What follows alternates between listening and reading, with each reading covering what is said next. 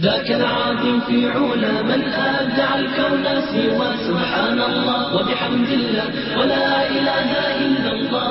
ذاك العظيم في علا من أبدع الكون سوى سبحان الله وبحمد الله ولا إله إلا الله. من أنزل الأمطار وفجر الأنهار وأنبت الأزهار تزخرف الجبال. من أنزل الأمطار وفجر الأنهار وأنبت الأزهار تزخرف الجبال. ذاك العظيم في علا من أبدع الكون سوى سبحان الله وبحمد الله ولا إله إلا الله. ذاك العظيم في علا من أبدع الكون سوى سبحان الله وبحمد الله ولا إله إلا الله. من علم العصفور في الجو أن يطير ومن جلى الغدير ودفاق الشلال. من علم العصفور في الجو أن يطير ومن جلى الغدير ودفاق الشلال. ذاك العظيم في علا من أبدع الكون سوى سبحان الله وبحمد الله ولا إله إلا الله. ذاك العظيم في علا من أبدع الكون سوى سبحان الله وبحمد الله ولا إله إلا الله.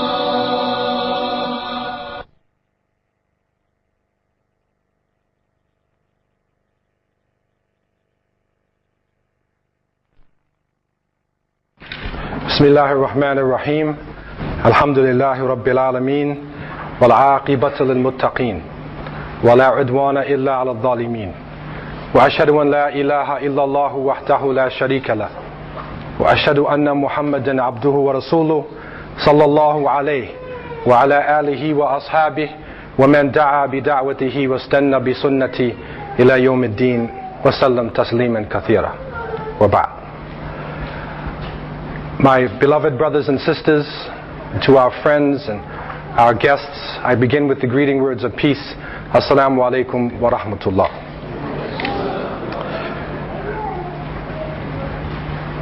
Surely all praises are due to Allah, Lord of the worlds, and surely the best reward in the next life is for those who have taqwa, who have the consciousness of God.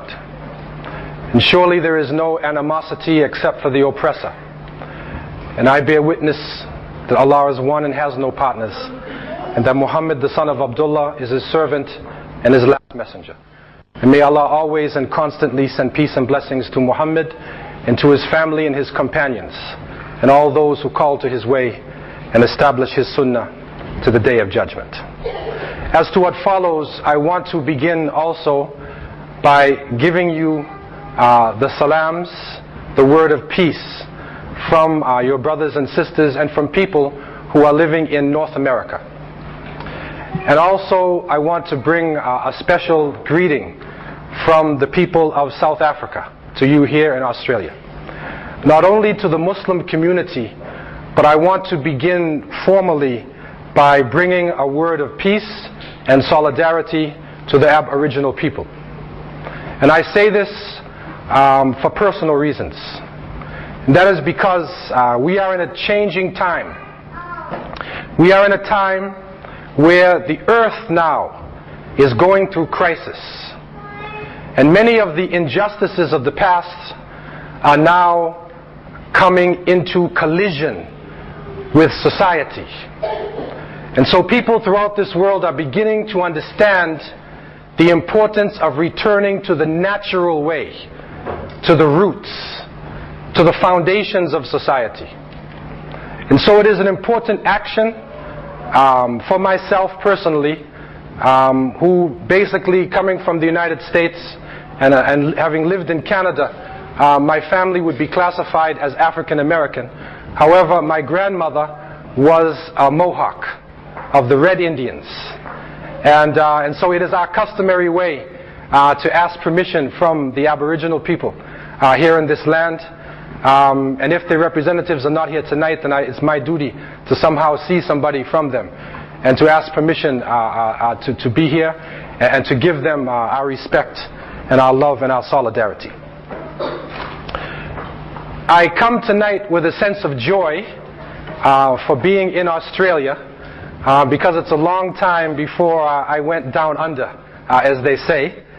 But the joy that I have within myself is also touched with a sense of urgency. And that urgency has really come to fruit within my life as a North American, living in South Africa. Because South Africa today is one of the most important countries in terms of exposing the ills of the world and also giving possible solutions to the ills and to the problems. In the area that I am living in the Cape Flats, we have the second highest murder rate on earth, outside of wartime situations. In a peacetime situation, in our area in the Cape Flats, only Bogota, Colombia has a higher murder rate than in our area. And the other night, for those South Africans who may be here, I was going home to my house in Surrey Estate in Cape Town, and I heard something that sounded like fireworks. And I said, well, it's not the national holiday. And then I realized it was coming from a section called Manenberg in Cape Town, and it was automatic gunfire. And it sounded like the Vietnam War or the Gulf War or something like that. And it was only about 3 blocks away from my house. But by the will of Allah subhanahu wa ta'ala, although there is a hot war going on in that side of the town, just 3 blocks away, people are living in a state of peace.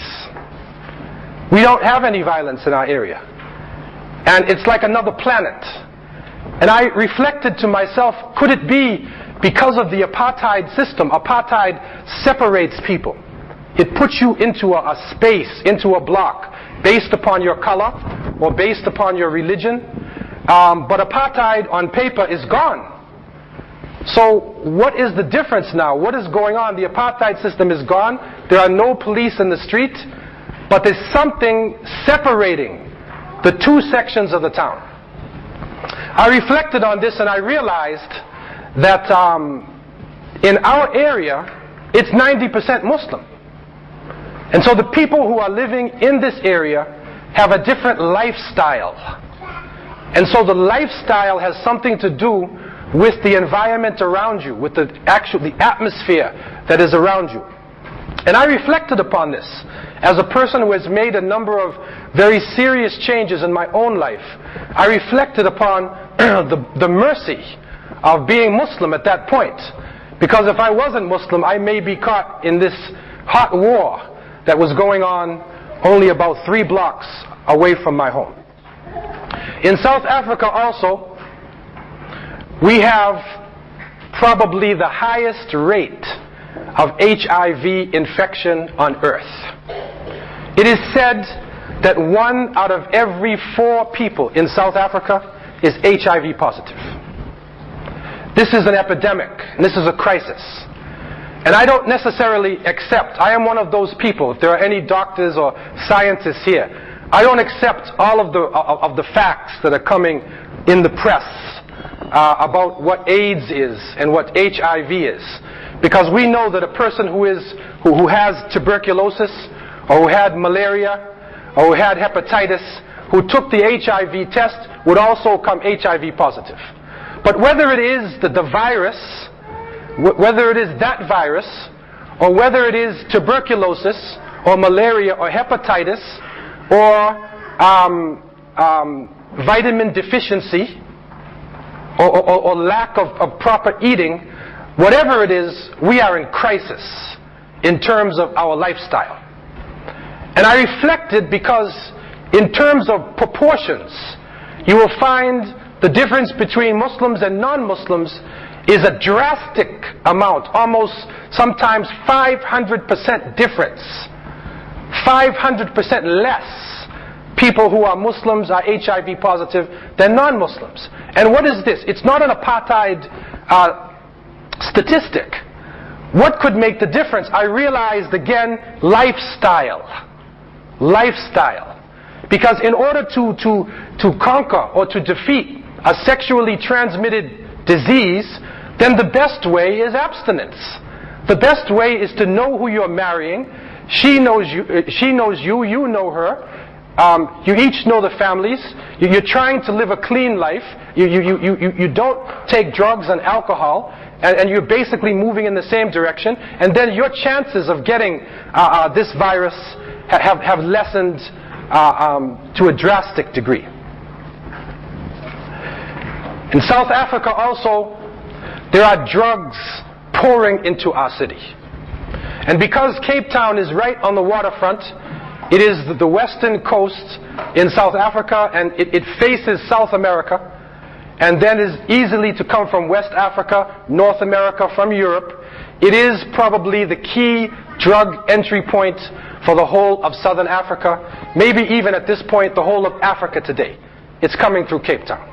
And so there is a sense of urgency because all of these drugs are pouring into our communities with exotic names, and the young people are taking drugs like ecstasy, and as though they are going into a state of ecstasy, and all these exotic lovely names are being put on substances that can have you addicted for the rest of your life.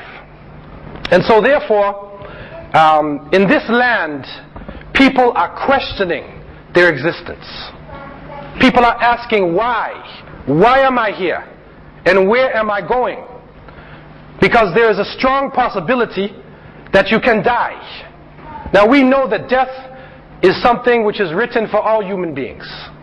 No matter where you live, no matter what your economic standard is, we all must taste death. But those who are facing death, I guess think about it more, because the possibility of it happening is greater. And so, lifestyle and being a Muslim. And I question myself about this. I questioned the countries that Muslims lived in. And I questioned the reality of Islam today. When you look at the root term, and this is very important for those non-Muslims who may be here tonight, when you look at the root term, or the root of the word Islam, you find salama, which actually comes from peace, and so it is a form of istislam. It is a surrender or a submission, and in that surrender the person is actually seeking peace. Now that's contrary to what we've learned in the mass media today, because the mass media, especially Hollywood, has a tendency to give stereotypes to groups of people, and for some reason, an economic reason or a political reason, after the fall of the Soviet Union and the end of the war between the capitalist countries and the communist countries, for some reason Muslims have now been designated as the enemy. And so Hollywood is after us. And our young people are bombarded with this. When I was growing up in America, the bad guys were usually Japanese, Germans, and Russians. Today now, the bad guys are usually Spanish drug cartels, Afro-American gangs. But the most sinister character you can bring to the screen is a terrorist. He seizes his hostages, and he won't release them until you release his comrades from the jails. And then the heroes of society go into motion. You probably know some of them. One, his name is Chuck Norris. Arnold Schwarzenegger, the guy with the big muscles. Steven Seagal with the little ponytail. And so they go into motion to rid the world of the new terror. This is a form of stereotyping and propaganda. Because the reality that I found out is that Muslims are living in every part of the planet, and that the majority of Muslims actually do not come from the Middle East.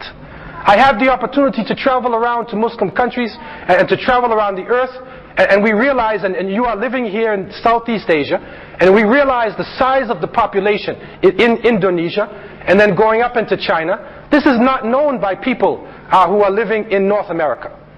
You may not be aware of the fact that Islam right now is the second largest religion in North America. It's the second largest religion in the UK and much of Europe, and it is growing in leaps and bounds.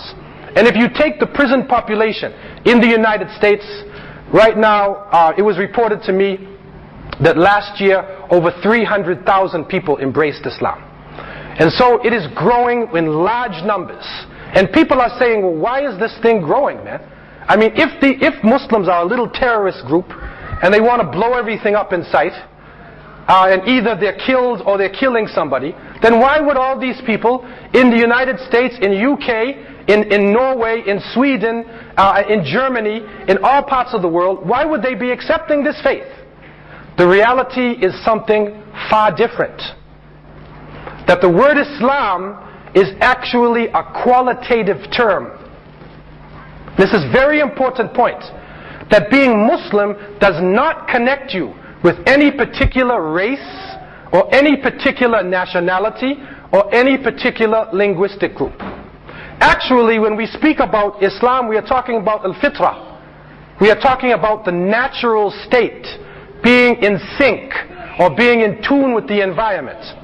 And so with that definition, the sun, which is moving in its own orbit, the moon moving in its own orbit, all of the planets are Muslims. The insect world, moving with instinct, they are Muslims.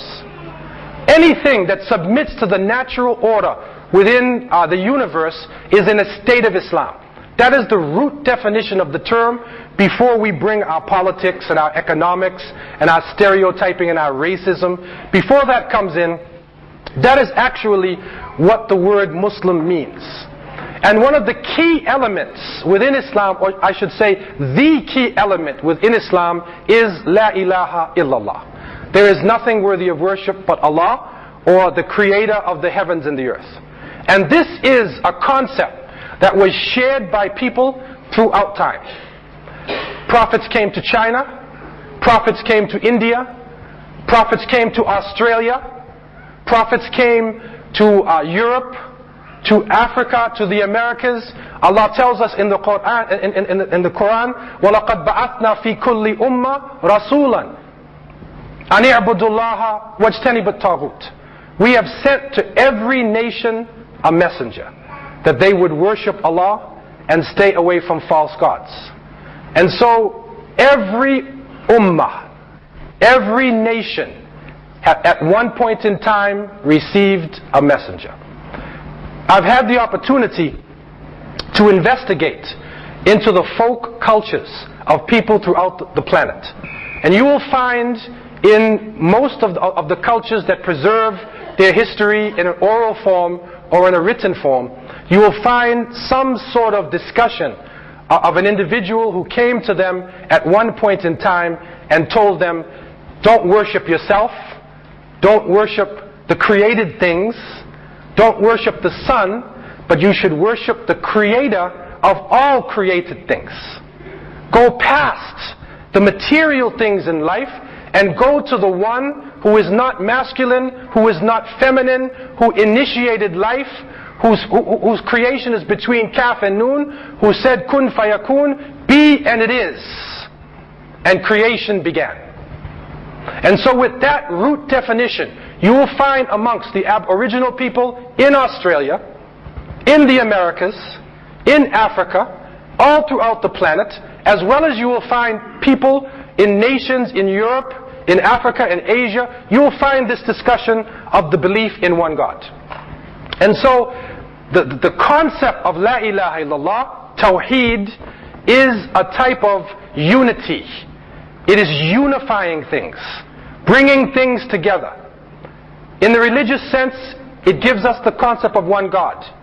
But in a physical sense, in a social sense, it also tells us that all of humanity is one. And that we are actually cousins. We're all part of the same family. And in an educational sense, Tawheed is a type of inclusion. And you will find that the followers of the Prophet Muhammad, peace be upon him, who came over 1400 years ago, who we see as the finality of a long line of prophets and messengers who came from the beginning of time, that when he sent his followers out, they had a thirst for knowledge.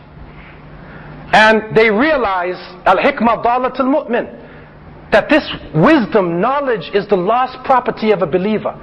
Search for knowledge. Seek it. Siru fil ard. Travel into the earth. And so you will find, in most of the parts of the world, written information. You'll find some of the oldest maps and the oldest information in most of the countries of the world are in Arabic.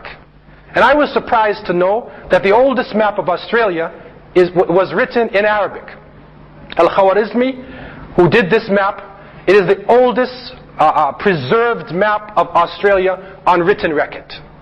We also found in America, in 956, Al-Mas'udi did a map of America, and he did a map of the world, and he drew America and he said, Ard Majhula, unknown territory. It is the oldest preserved map. And so the Muslims then traveled throughout the earth. And in going to different countries, they actually took in the knowledge of the ancient ones.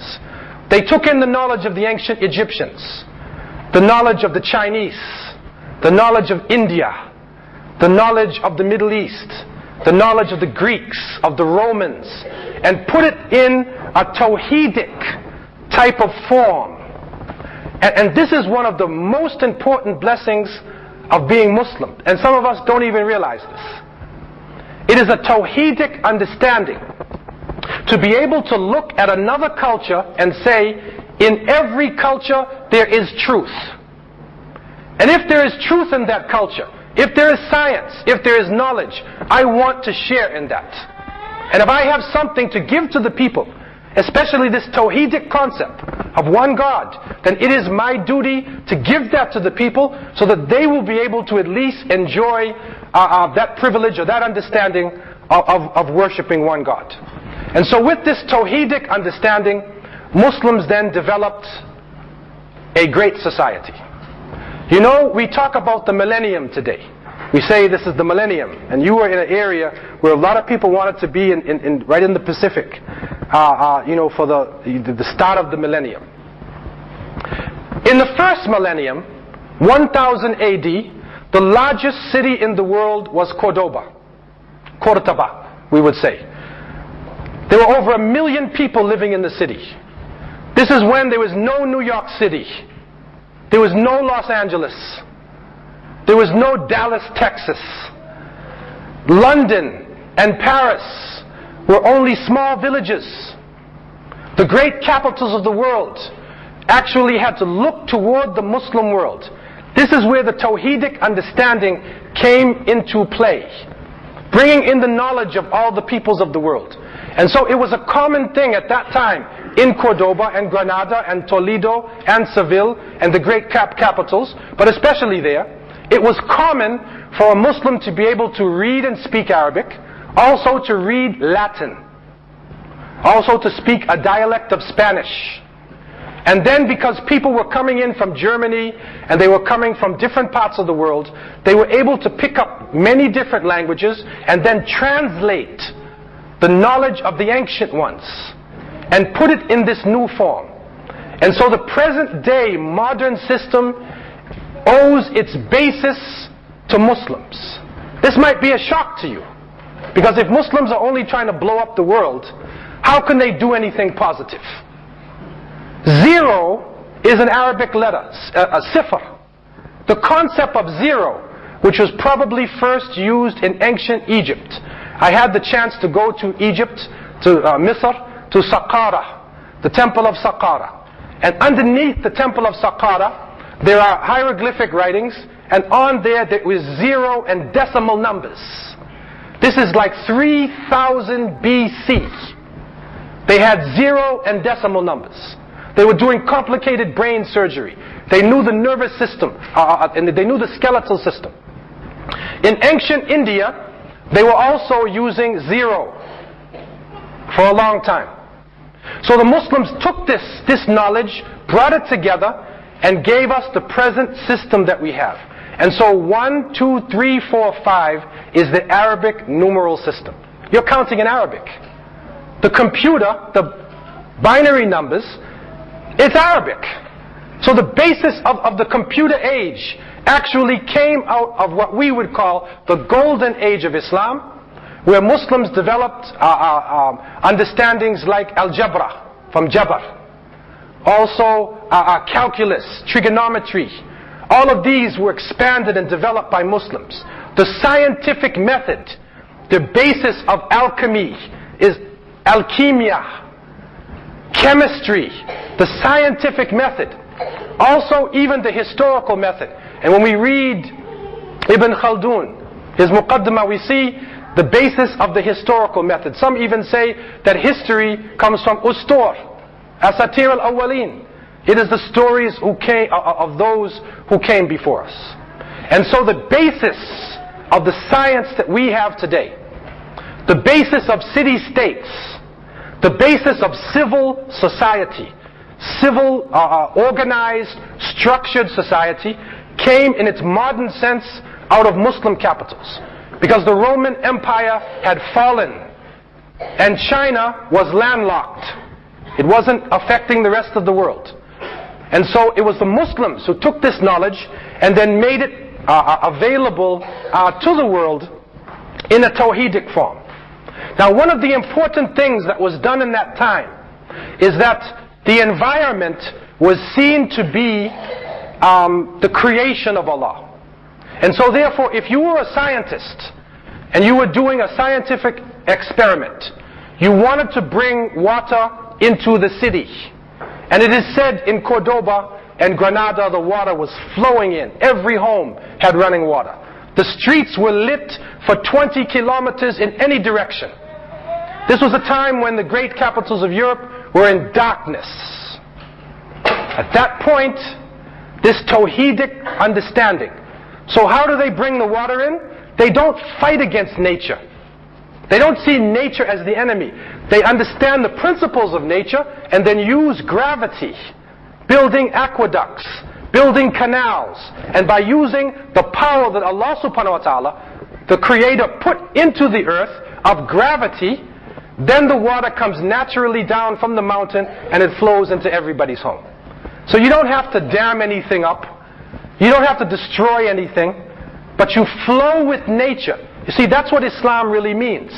It's the fitrah. It says move with the gravity. Don't fight gravity, but flow along with the gravity and then use that power in order to benefit yourself and benefit humanity.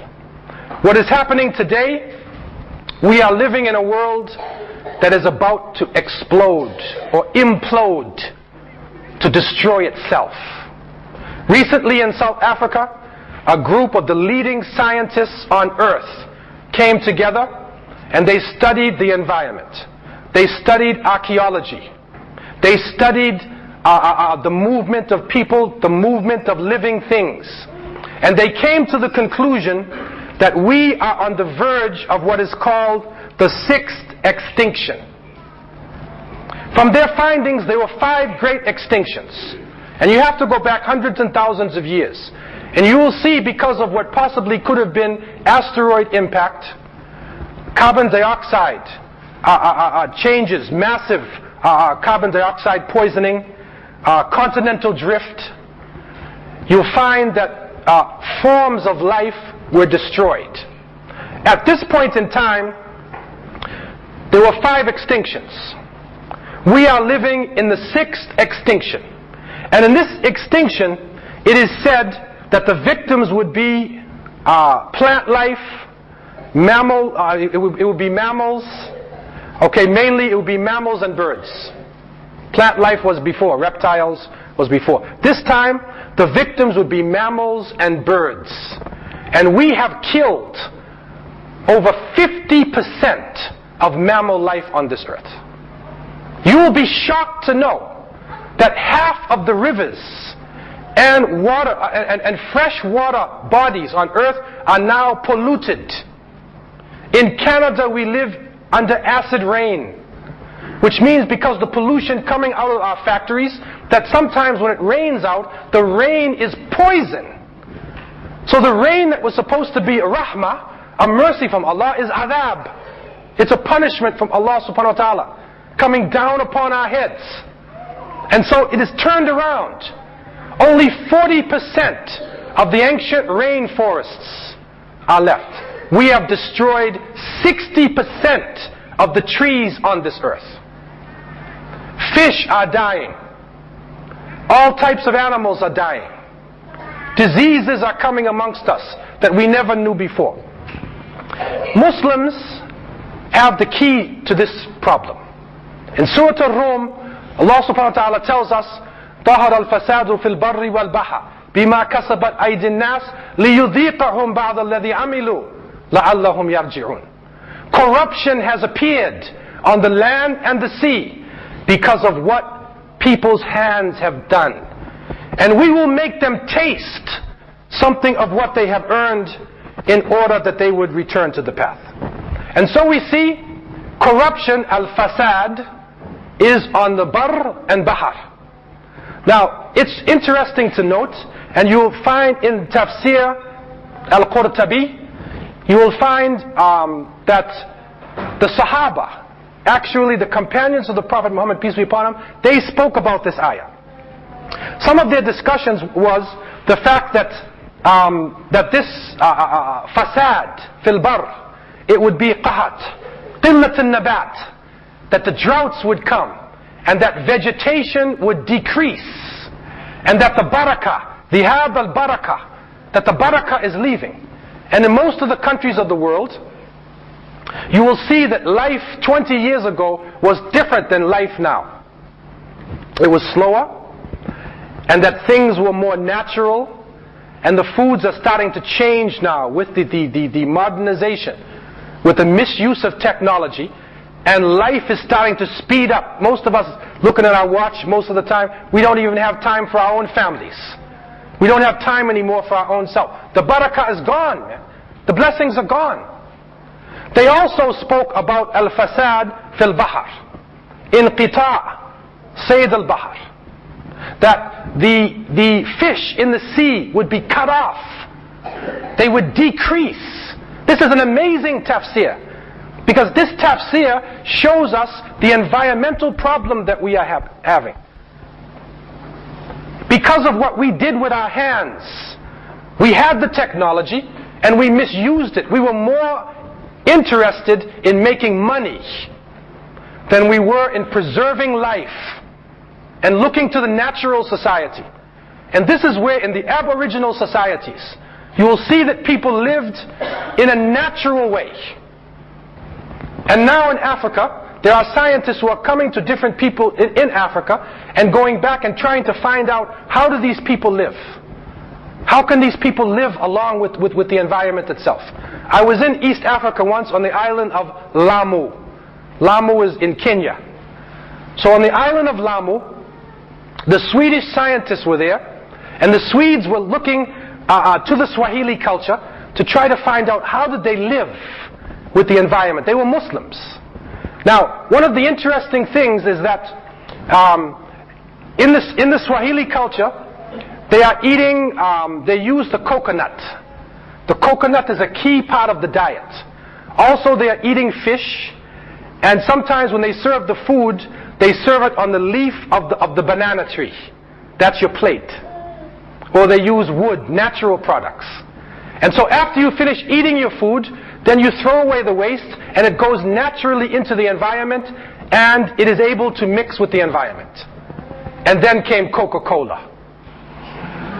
When Coca-Cola hit and Pepsi-Cola came, after you finish drinking your Coke and you throw away your can or you throw away your plastic, where does it go?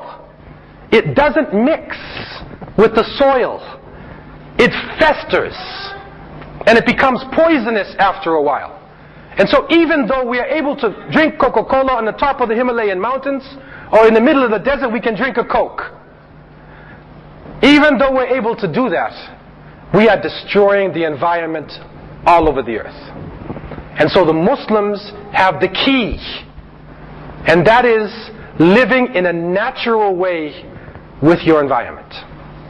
Use your science with respect for life. Before you develop something, before you develop a piece of technology, you have to ask yourself, what will be the impact, the environmental impact upon my society today?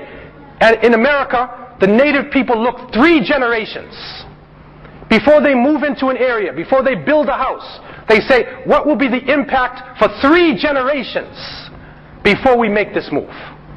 And that is how people have to think about the environment now, before it turns against us completely and the sixth extinction is completed. In the area of racism, it is stalking the land. And people of different colors and different ethnic groups are starting to look at each other as enemies. Sometimes for reasons that don't make sense at all. For political reasons, ego, for sometimes just fighting over a little piece of land. You find ethnic groups fighting against each other. When Islam came, it said there is no fadl, there is no preference for the Arab over the non-Arab, or the non-Arabs over the Arabs. There is no preference of white over black, or black over white. Illa bit taqwa. It is only with piety and right action in your consciousness of God. This is what separates people. And that type of thinking needs to be reinstituted into society itself. On the spiritual level, we recently went through a big change in the Easter season. And I know that Easter is also a very big celebration here. Now, what's happening to many young people, and I went through this crisis myself, as being a Christian, from a Christian family, I went through this crisis because in trying to worship God, I was very much into the Lord's Prayer and into worshiping one God. And then when Easter came, and I used to study history a lot, and they said it's Easter season, and suddenly I saw eggs, bunny rabbits, chickens. I said, wait a minute, man. What did this egg have to do with Jesus, Isa alayhi salam? What does a bunny rabbit have to do with Jesus? In studying the history, we found out that there were actually nature-based cults in Europe and many parts of the world, and you have what is called the spring solstice. And when the winter season goes, and when the spring came in, the people who worship the sun, and who worship, their worship is based upon natural changes. They had a goddess whose name was Ostre, or Ostern. That's where the word Easter comes from. And they said she used to wave her wand, and everything that was dead would then come back to life. Okay? So that's Easter. So when the Christians came now, the followers of Isa alayhi salam, they came into Greece, and they were spreading the teachings in Greece and in Rome, and they came into these events, Easter and Christmas, the winter solstice. According to our historians, and many of the Christian historians, Jesus, Isa alayhi salam, was probably born in the warm weather. And it shows you because when the taxes were being collected, it is because the harvest. Also the shepherds had their flocks outside. You can't have your flocks outside in Philistine at nighttime in the wintertime. So most of your records will point to the fact he was born in the warm weather. Why then is his birthday celebrated on December 25th? Why do you have a Christmas tree? Why do you have a mistletoe? Why do you have holly? Why do you have Santa Claus? And Santa Claus has now become more important than Jesus. I don't know how important Santa Claus is in Australia. Is he here? It's pretty far away from the North Pole though. Where I come from, this is North Pole country, man. Santa, he just goes a little way to get to us. Why now is Santa Claus so important? Because December 25th was a day called Saturnalia, for Saturn, the god of the sun. Bacchanalia, for Bacchus, the Greek god of wine and sport and play. December 25th was the birthday of Mithra, or Mithras. Look it up in the encyclopedia. Look up the word Christmas in the encyclopedia. Look up the word Easter. And you will find it is a nature-based cult that has been combined with the teachings of Isa alayhi salam. And when the Romans were torturing people in their colosseums, and the Roman emperor, he wants to have a good time, so he says, feed these Christians to the lions. Feed these Christians to hyena. Today we go to the Colosseum and we watch rugby. We watch football and they fight each other. But in those days, they would feed the Christians. So somebody amongst the early Christian missionaries, some place they said, you know, there's an old saying, if you can't beat them, join them. You can't beat them, join them. So we need to make this religion interesting or fair-seeming to those who have the winter solstice and the summer solstice. And so the mixture then came, and suddenly it came about with a new way of life, and that is the reason why a Christian can look at a Jew today and say, I'm not a Jew. Actually, the followers of Jesus, peace be upon him, all of them were Jewish. And he came very clearly not to destroy the law of Moses, not to break it up, but to fulfill the law, to keep the Sabbath. But the Sabbath is disrespected. The laws of Moses is disrespected. So it's a different way of life, and a confusion then comes in where you're not sure which holiday you're celebrating. You give your friend a nice Easter egg. Even some Muslims who don't understand this history, one of the Muslims, they came, it was Muharram or something like that, and they brought me an Easter egg and they said, Muharram Mubarak. So they had bid'atain. They had two bid'ahs. One for Muharram, and they also had the Easter egg, bid'atain. Muharram Mubarak on an Easter egg. Okay? And so the confusion comes in, and Muslims have the solution. That is the straight belief in one God. Iyaka na'budu wa iyaka nasta'in. You alone, Allah, do we worship, and to you alone we seek our help. On the economic level, we are living in a state of confusion. And as I left from South Africa, and I'm coming into Australia, and we're trying to figure out prices. So you say, okay, the rand, the Australian dollar, the American dollar, the Canadian dollar, this one is up and that one is down, and this one is in the middle, and we're all in a state of confusion because the money is going up and is going down. In South America, where I spent a lot of time, in Mexico, the peso and other things, I mean, this money is useless. You want to buy anything and you need to bring in a wheelbarrow full of money if you want to buy just, you know, something to drink. So why is it going up and down? Because the bills that we have are false promissory notes.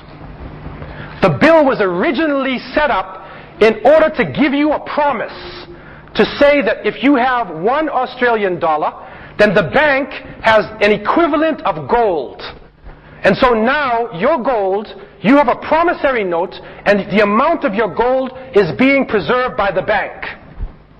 But with the system of interest, where people were lending the money and making money without having the gold, now there are so many promissory notes and there's no gold to back it up.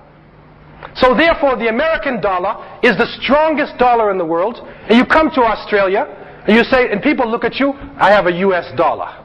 Everybody bows to the US dollar. Right? This is the new sijda. Right? To the one eye on top of the pyramid in the dollar bill. Everybody's making prostration. Why are you prostrating to the US dollar? The Americans have the largest debt on earth. They owe something like $400 billion, man. They're in debt. More than any country in the world. Why is their currency the most powerful? Because you're living in a system that is not real. It's an illusion. It's an illusion. The same way your bond or your mortgage, it's an illusion. And you go to the bank, and in South Africa we have people are driving BMWs. In Cape Town, there's more BMWs than in Germany. They're driving BMWs, but when you look at the people, 9 out of 10 people don't even own the vehicle. The bank owns it. But he says it's my car, and I look good. He's driving his BMW. It's an illusion. It's what we used to call in America, you know, you have biology, psychology, it's called tricknology. Tricknology, understand that? Tricknology. It's an illusion that has been made and put in front of our eyes. And so, it is a great blessing to be a Muslim, to have a way of life that has a clear belief in one God, to have a way of life that does not make a white man superior to a black man, to have a way of life where white and black and white learn to love each other, not to hate each other, to have a way of life that has a science that can take us out of the environmental crisis, to have a way of life that has an interest-free economy, to have a way of life who will be governed by a Khalifa and not by a president or a king or a prime minister or any false construct, but to be ruled by a Khalifa. That is part of the blessing of being a Muslim. But I want to say in conclusion to the Muslims who are here tonight that Islam needs practitioners. In order for Islam to come alive in the land, somebody has to be Muslim. It can't just be in the books. There are no more prophets to come. There are no more messengers to come. And so I leave a message to you from your brothers and sisters in North America and Cape Town, that there are 3 ways of the many ways that we can have a positive impact on this society right now. And I know and I believe, inshallah, that you already have begun the work. The first is Tawheed. That we need to get to every home in Australia the concept of Tawheed. That everybody has a chance to learn that there is a way of life that has a scientific system, a political system, an economic system, a social system. At the basis of this way of life is the belief in God. Tawheed also makes us brothers and sisters in humanity. It also respects knowledge wherever it comes from. And so we need to get this message out to society. Secondly, tahara, purity. First, taharatul i'tiqad, the purity of belief. That Muslims, number one, need to go back to the lines of their faith and to purify their faith, to take out any false teachings that have come inside this faith all along the way and take us back to the first 3 generations, the first generation of the Salaf, of those who came and got the message directly from Rasulullah sallallahu alaihi wasallam, or the ones who took it from them. We need to be able to go back to that fresh water and drink the fresh water and make it alive in the land. I don't mean just drinking the water and then staying home, because the second part of the message is to take it out to people. Taharat al-badan, purity of the body, teaching the proper cleanliness, hygiene. Also tahara in relationships between people. That people have to realize the condom is not the solution to AIDS. The condom only increases AIDS. And I don't know who it was who started this. It's probably the condom making factories that actually start pushing this thing, because it didn't even work for venereal disease. Calling to the good and forbidding evil. This is another great mission of the Muslims. This can be done in a very positive way, working with civil society and showing the people in the society that there are those who will stand up against drug dealers, who will stand up against crime when it's happening in society, stand up against racism, stand up against anything that will destroy the society, destroy the environment, and ruin our planet. This is an important mission of the Muslims. And we have been commanded by Allah subhanahu wa ta'ala to take this out to the people and to let every home hear this message.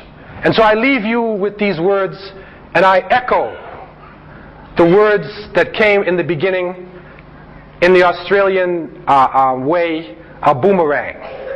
As we heard in the beginning, وَمَنْ أَحْسَنُ قَوْلًا مِمَّنْ دَعَا إِلَى اللَّهِ وَعَمِلَ صَالِحًا وَقَالَ إِنَّنِي مِنَ الْمُسْلِمِينَ. And who is better in speech than one who calls to Allah and does righteous deeds? And he says, surely I am from the Muslims. أقول قولي هذا وأستغفر الله لي ولكم. I said what I have said, and I ask Allah to have mercy upon me and you. Wassalamu alaikum wa rahmatullahi wa barakatuh. Thank you for watching. Please subscribe and press that bell icon below. Have a nice day.